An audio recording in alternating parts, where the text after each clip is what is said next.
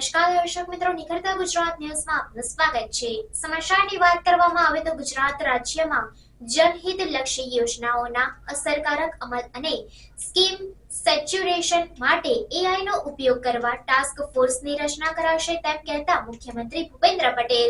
મુખ્યમંત્રી ભૂપેન્દ્ર પટેલે રાજ્ય સરકારની 11મી ચિંતન શિબિરનું સમાપન કરાવતા રાજ્યમાં ટેકનોલોજીના વ્યાપક ઉપયોગથી વહીવટી સુધારણા અને જનહિતકારી યોજનાઓના અમલમાં વધુ ગતિ તથા પારદર્શિતા લાવવા તથા સેચ્યુરેશન એપ્રોચ સાકાર કરવા એઆઈ ટાસ્ક ફોર્સની રચના કરવાની જાહેરાત કરી હતી। આ તકે મુખ્યમંત્રીના હસ્તે ચિંતન શિબિરના કાયમી લોગોનું ડિજિટલ અનાવરણ પણ કરવામાં આવ્યું હતું। સોમનાથ મહાદેવના સાનિધ્યમાં યોજાયેલી 11મી ચિંતન શિબિરના ત્રીજા અને અંતિમ દિવસે સમાપન સમારોહમાં મુખ્યમંત્રીએ સ્પષ્ટપણે જણાવ્યું કે વડાપ્રધાન નરેન્દ્રભાઈ મોદીએ ટેકનોલોજીના ઉપયોગથી લોક કલ્યાણલક્ષી યોજનાઓના વ્યાપ વિસ્તારથી 100% લાભાર્થી આવરી લઈ સેચ્યુરેશનના અભિગમ અપનાવવા કરેલ આહવાનને ગુજરાત એઆઈના ઉપયોગથી સર્વગ્રાહી રીતે સાકાર કરવા પ્રતિબદ્ધ છે। તેમણે ચિંતન શિબિરના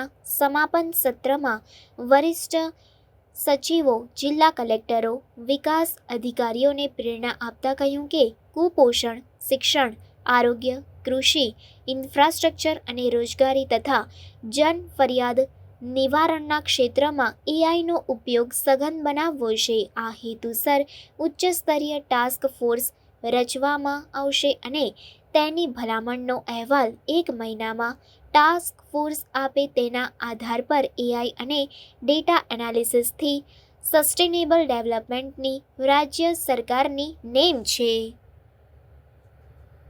મુખ્યમંત્રીએ વધુમાં જણાવ્યું કે વડાપ્રધાનની પ્રેરણા અને માર્ગદર્શનમાં 2003થી શરૂ થયેલી ચિંતન શિબિરની જ્વલંત સફળતાને પગલે અનેક એડમિનિસ્ટ્રેટિવ રિફોર્મ્સ આવ્યા છે, જેના પગલે ગુજરાત દેશનું મોડેલ સ્ટેટ તથા ગ્રોથ એન્જિન બન્યું છે। એટલું જ નહીં, આ શિબિરો ટેકનોલોજી ડ્રીવન ગવર્નન્સ માટે એક ટેક ઓફ પ્લેટફોર્મ બની છે। વિકાસ એ નિરંતર ચાલતી પ્રક્રિયા છે અને ખાસ કરીને સામૂહિક ચિંતન મંથનથી જે ચર્ચા વિમર્શ થયા તેના પરિણામે વિકાસને નવી દિશા મળે છે।